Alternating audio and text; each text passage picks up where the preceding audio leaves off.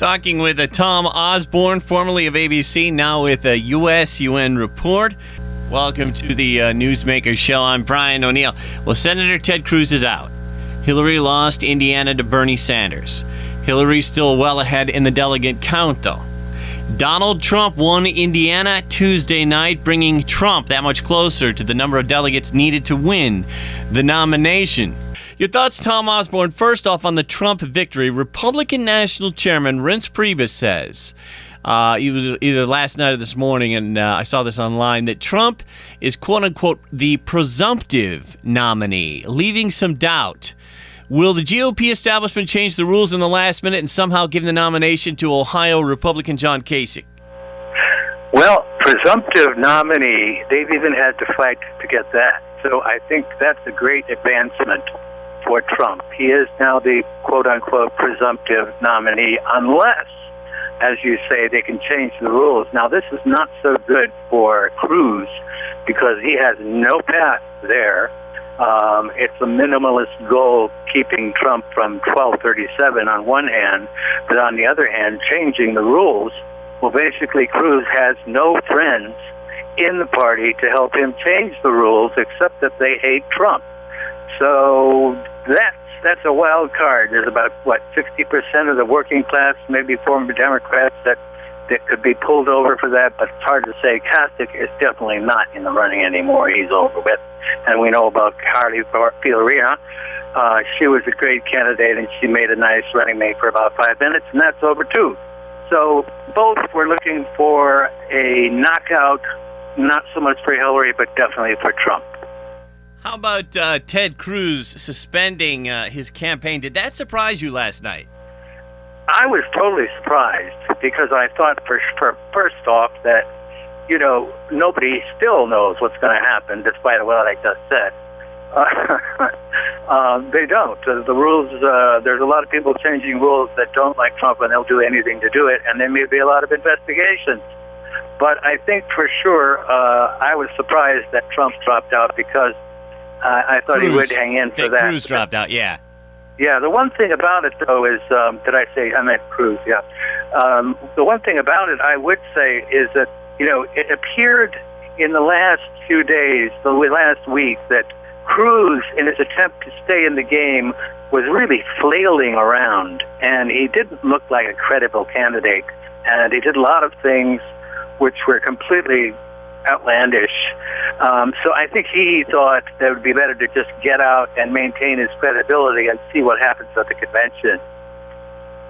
Talking with Tom Osborne, formerly ABC, now with US-UN Report. One very notable thing about this political race, Tom, is that the media is taking sides without even any pretense. The Drudge Report, which is known for their dislike of Ted Cruz, Drudge's webpage this morning has a photo of Ted Cruz, and the headline is, "That's all, folks." Now, Drudge has had non-stop slant against Ted Cruz. Then you have syndicated radio host Mark Levin attacking Fox News. I guess for having too many pro-Trump commentators. Mark Levin said, quote, "They'll be rubbing their own faces in feces."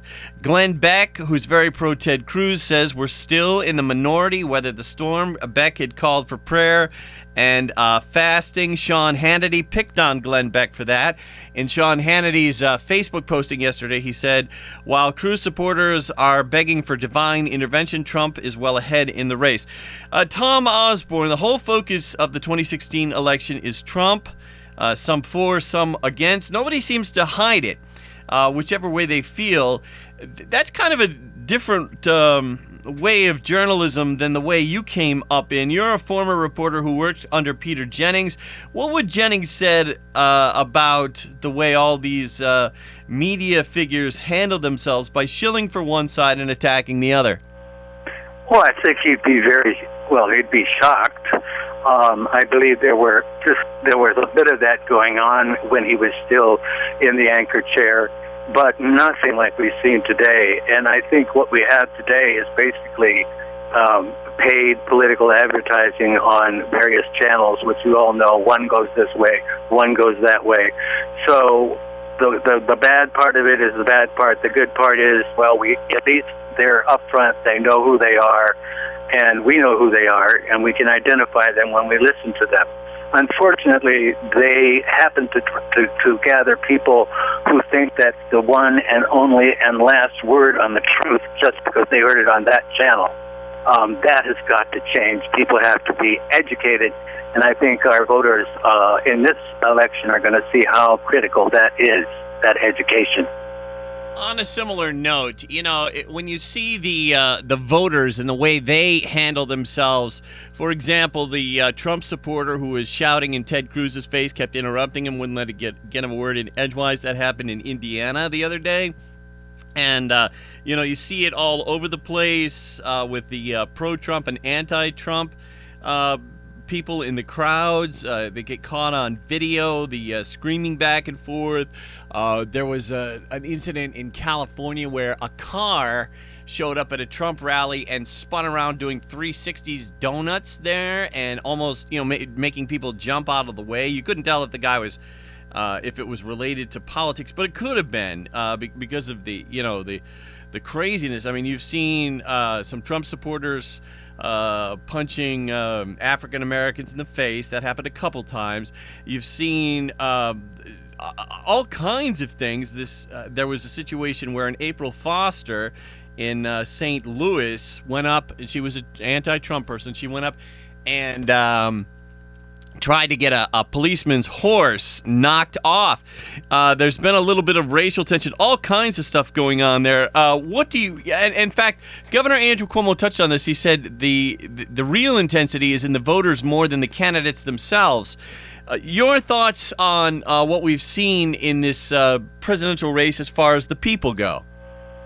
Well, there is a great deal of anger and anguish out there that's based in reality. People who have lost their jobs, people who counted on our politicians to bail them out, and then they saw 8 years of absolute stagnation. The other factor in this is that we live in a celebrity culture.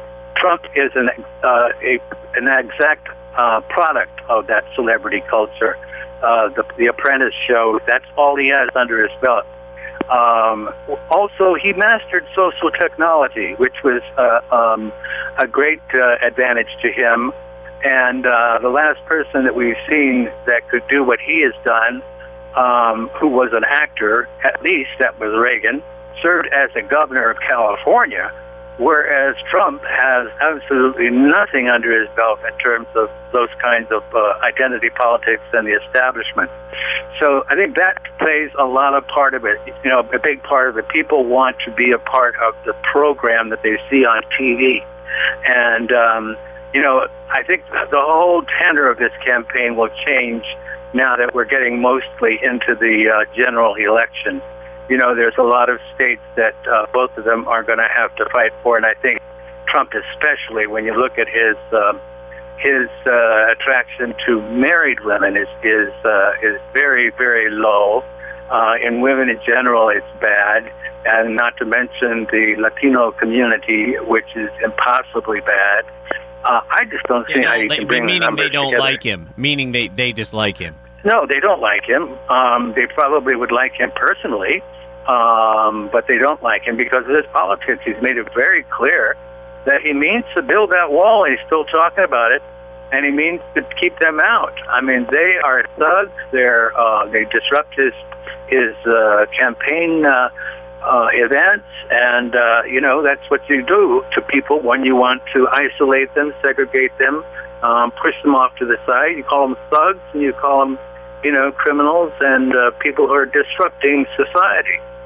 I was listening to our syndicated morning show host, Gordon Deal, this morning, and Gordon Deal was interviewing a radio announcer from Indiana who said that Trump will not change into a more presidential persona publicly in order to please his critics and become more acceptable because the Indiana announcer said Trump got where he did because of his bluntness and because he was not acting like a presidential candidate. Does that sort of style that Trump has remind you of maybe, maybe from previous days like a Harry Truman or other presidents or political figures? Yeah, he's got the flair of a Harry Truman without the substance. Harry Truman was, in fact, vice president under Roosevelt, so he had a lot of experience, and he could afford to get away with some foul language once in a while. But this 2016 campaign is a campaign of identity politics, and for Trump, that's a great thing because it's a gut reaction. And he goes with total gut reaction, and to be honest with you, I don't think Hillary has that kind of gut political decision-making process. The closest she's come to it, as I've seen, is when she went to apologize to the coal miners just recently because of what she said about putting them out of work. She doesn't like to confront that kind of interference and so on. So, but Trump doesn't have a problem with that. He can roll with the punches anytime. Talking with Tom Osborne on the Newsmaker Show this morning on AM 1480 WLEA. Again, wanted to touch on, as we did a little bit earlier in this segment, the intensity of the feelings of the voters in this election. Governor Andrew Cuomo, like I said, recently noted that the voters and the protesters are actually more interesting than the candidates themselves. Tom Osborne, you were around in the 1960s. You worked on the Robert Kennedy campaign at one point, I believe. Wondering, even though there were riots in 1968 and reporters like Dan Rather got punched right on TV by a delegate at the Democrat 1968 convention, do you think maybe, and you can that'd be fine if you disagree, is 2016 even more intense than 1968 as far as the voters go? Absolutely, I think it's different. It's more probably, maybe not more, but as much for sure. Dissonance. But the difference was that Robert Kennedy was a campaign who was trying to bring peace to the political process, who was trying to bring people together, who was trying to bring people together after the horrors of the Vietnam War. And now we have a candidate who's leading. I mean, he says he doesn't like to instigate this sort of violence and this sort of the violent dissidence, let's put it that way. But let's be honest, there are catchwords, catchphrases. There's a lot of history in the past. I'll pay his expenses and punch him in the face. I mean, these are all tone setters. And Robert Kennedy talked about becoming a gentler nation, a gentler people.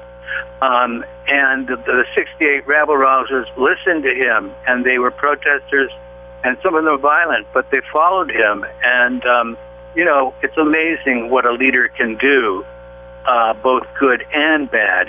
And Trump has to make that choice. He has not made that choice yet, but he will have to if he's going to be president of the United States. Talking with Tom Osborne, formerly of ABC, now with a US-UN report. Back in just a moment, breaking now for 60 seconds.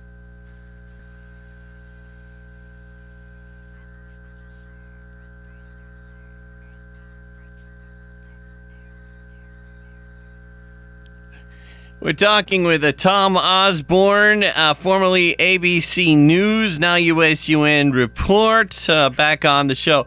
Tom Osborne, you spoke of how many people feel that Trump is sort of the instigator at the riots of these things. Now, on the conservative side, I hear people arguing, and maybe this would be like a Bill O'Reilly and some of the others at Fox, that some of the mobs that are anti-Trump are what has been described as rent-a-mobs, paid for by George Soros and MoveOn.org.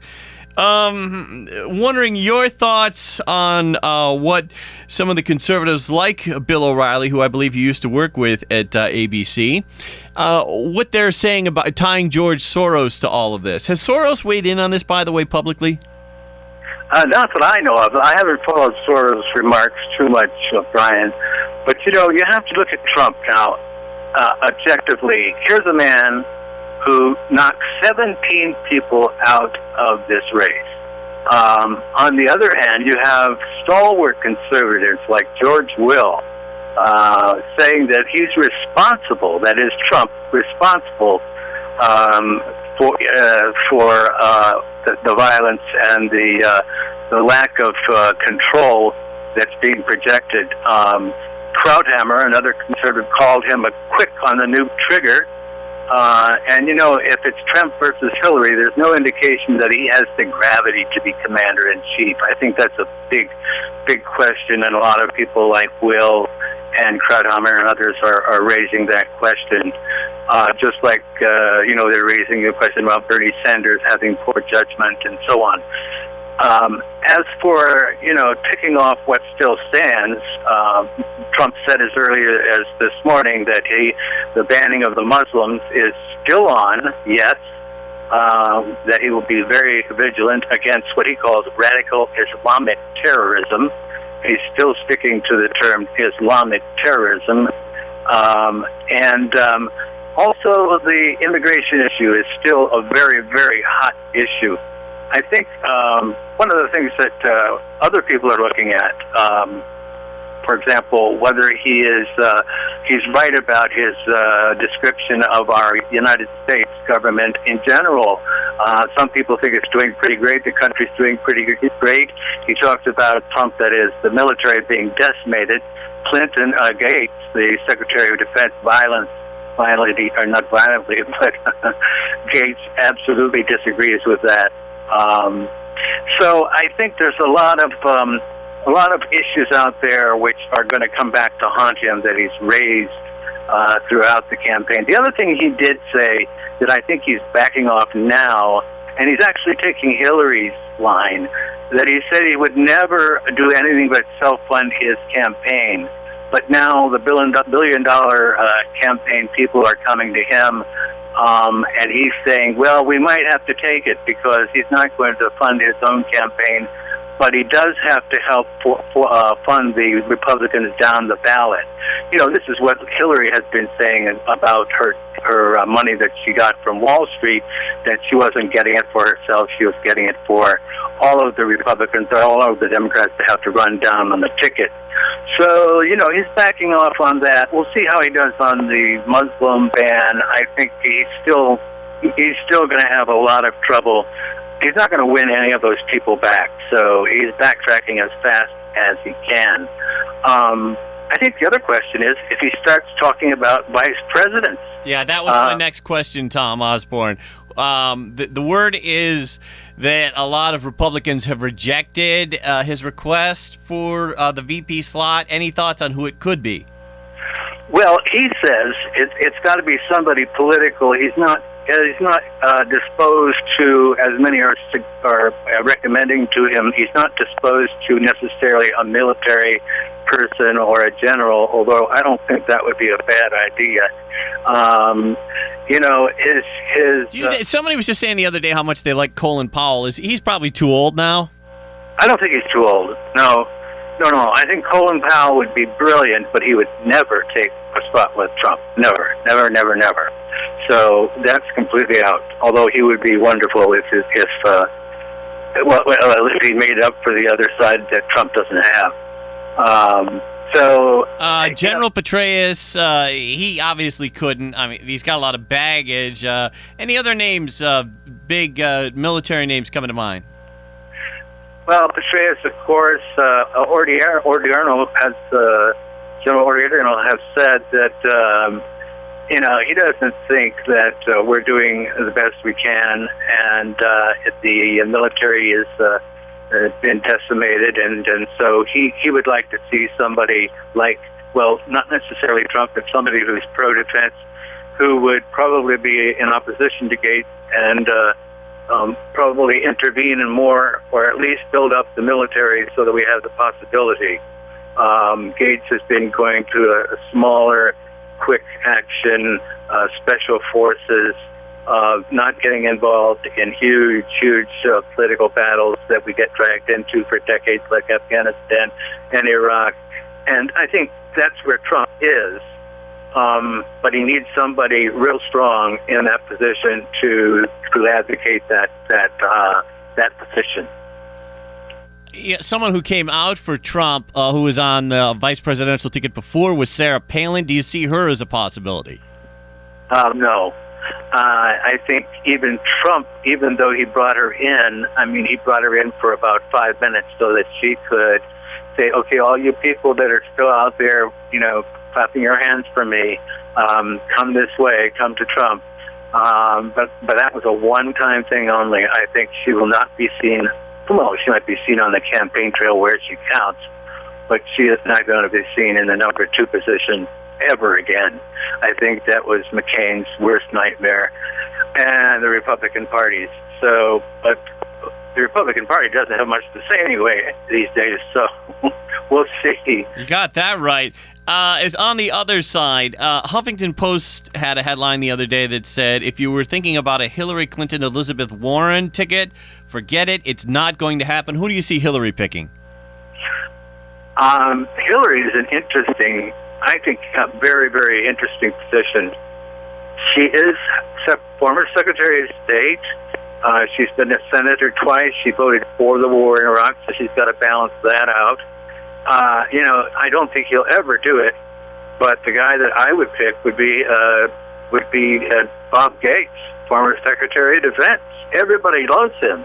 I mean, he's managed to be successful in that position, according to your point of view, of course, in 2 administrations, both Republican, or both one Democrat, one Republican. He's managed to keep both presidents happy with his faithfulness, even though he's an honest critic. He would be a great selection. I don't know whether he would do it. We'll have to see on that. But there's Sheridan, the senator. I'm forgetting for a minute, Senator Sheridan, who is a possibility. And but I think he's too liberal, so we'll have to see on that. Hillary is in a position where she's considered basically almost a neocon, but not. So she has to have some balance. And you're right, Elizabeth Warren is the flavor she needs and the strength she needs. But I wonder how both 2 women on the ticket would work. I think it might exclude a lot of people unnecessarily, though I would love to see Elizabeth Warren in that position. I think she could make up for a lot of Hillary's, as I said before, her gut reactions. And Donda, just a couple of minutes here with Tom Osborne live on the Newsmaker Show this morning. Bernie Sanders promising a contested convention. Do you think that'll still happen? I wonder. I think he's holding out, and I think she's that is, Hillary is even in favor of his. I doubt if she would say it out loud, but she has to have his supporters. They cannot feel as if they've been just dropped on the side of the road. That is the absolute future of the political party in the United States, the Democratic Party, for sure. That most of those people are around 29 years old, and 29-year-old people don't care what the background or bio of somebody is. They want to know what you're going to do for them. And so that's a very difficult electorate to bring to your side unless you have a one-issue campaign like Bernie does, and that's probably unfair because he does cover a lot of the issues. But let's face it, he's known for 1 or 2 of the issues, and they all relate to the future of those 29-year-olds. You talk about the 29-year-olds. Bernie actually has an appeal to people younger than that. Do you think that the college students will come out en masse nationwide, the 18 to 22 or 23 voters? Yes, I do. I think it may be late coming, but I do believe that those people are thinking voters. They're educated voters. They see their future in the hands of this older generation, and they want to have some control in what happens in the end. Oh, by the way, do you think that Bernie could be a running mate for Hillary? We're down to about 30 seconds. No, I don't. I don't think he would, and I don't think he will. He's too left-wing for her. I think probably somebody a little bit less far out, and also don't forget the first thing they'll be calling him is comrade. That's going to be a bad label to carry around. It sure would. And we've been talking to Tom Osborne on the Newsmaker Show. I want to thank you very much for joining us, Tom Osborne, ABC, former ABC reporter, now with USUN Report, on AM 1480 WLEA, Hornell, New York, 9 o'clock now, time for ABC.